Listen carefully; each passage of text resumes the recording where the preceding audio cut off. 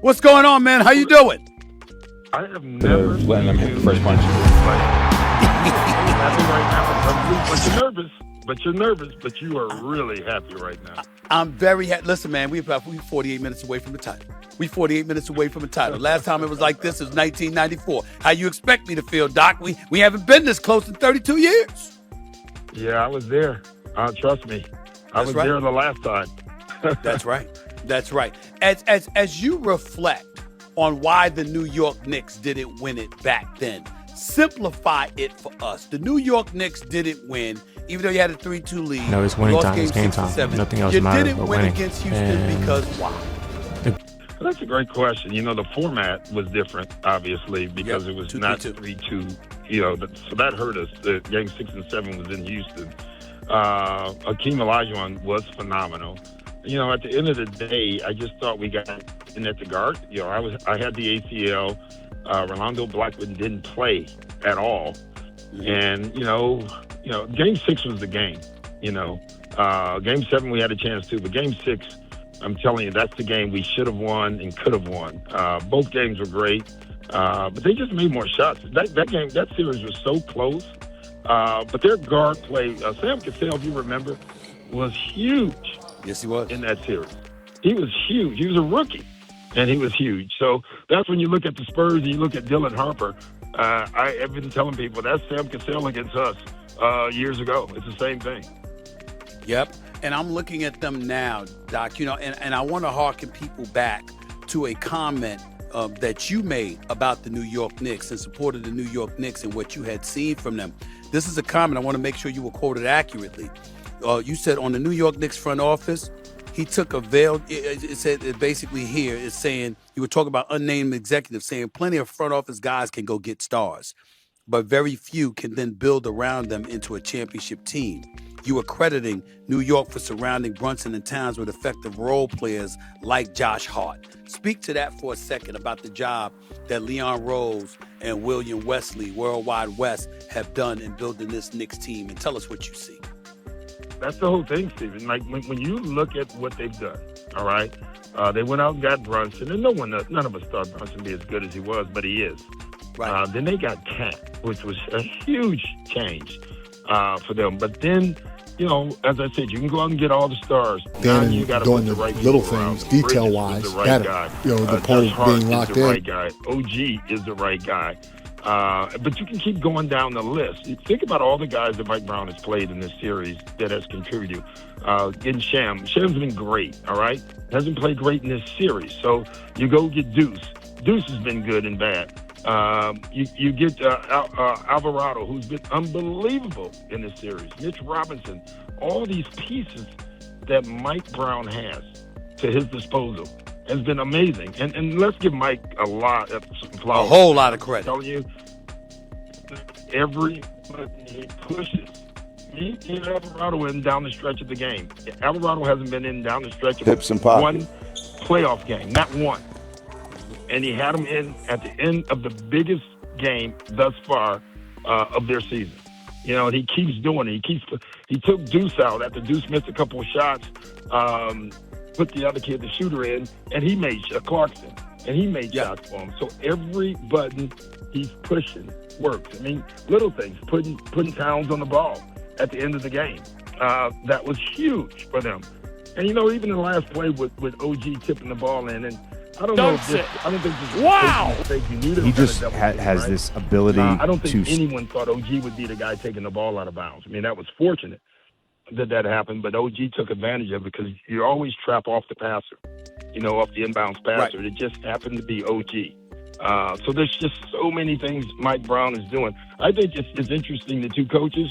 I think Mitch has won the game adjustments. Like, coming into every game, they make great game adjustments, for the next game. And that's why they get off to these great leads.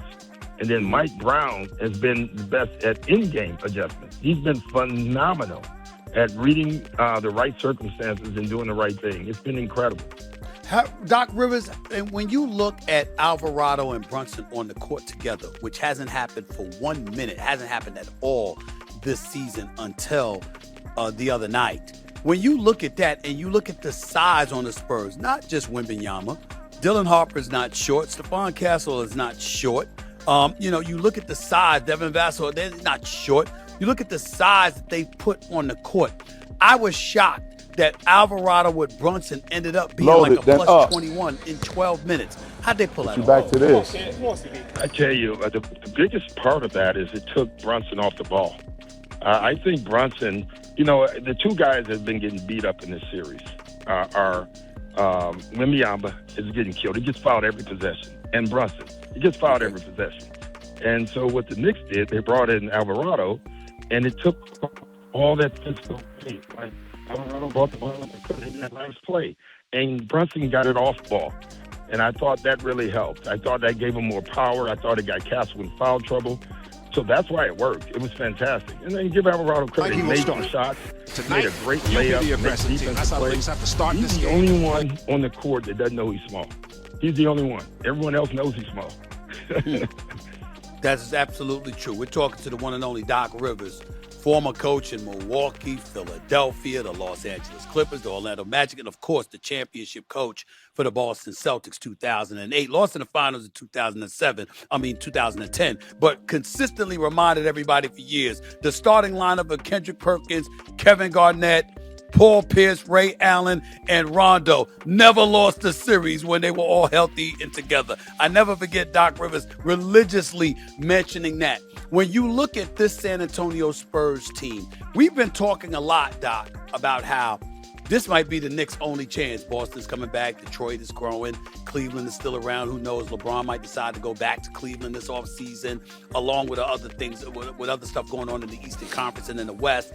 OKC, they might have been here instead of San Antonio if Jalen Williams and A.J. Mitchell had been healthy. The Spurs, obviously, Minnesota, Houston. We were thinking that this could be the only chance for the New York Knicks. I'm looking at the San Antonio Spurs, and as talented as they are, I also see Oklahoma City out there.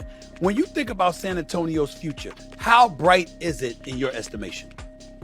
Well, their future is bright, but there's no guarantees. I always go back to when Miami beat Oklahoma City. I remember Mike Breen saying on the air, well, Oklahoma City will be here every year. It took them 20 years to get back. You just can't, you can never take things for granted. With trades, free agency, in game number 5, injuries, but he came off the bench. Tonight he will start. I always use the band theory. Why aren't they're great bands that last forever? Because somebody gets jealous, somebody wants to be the man, and things change. You just never know.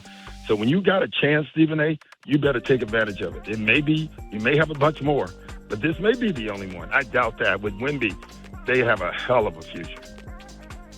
Doc Rivers right here with Stephen A. SiriusXM, Mad Dog Sports Radio. Back to the New York Knicks. When you think about OG and Jalen Brunson, MVPs are things that we think about or whatever. We know for the season and for the franchise itself that Jalen Brunson is an MVP. But the way OG has played in the NBA Finals, I got to admit to you, if it ended today and I had to give a vote, it would be for OG considering the way OG has played, Doc. What about you?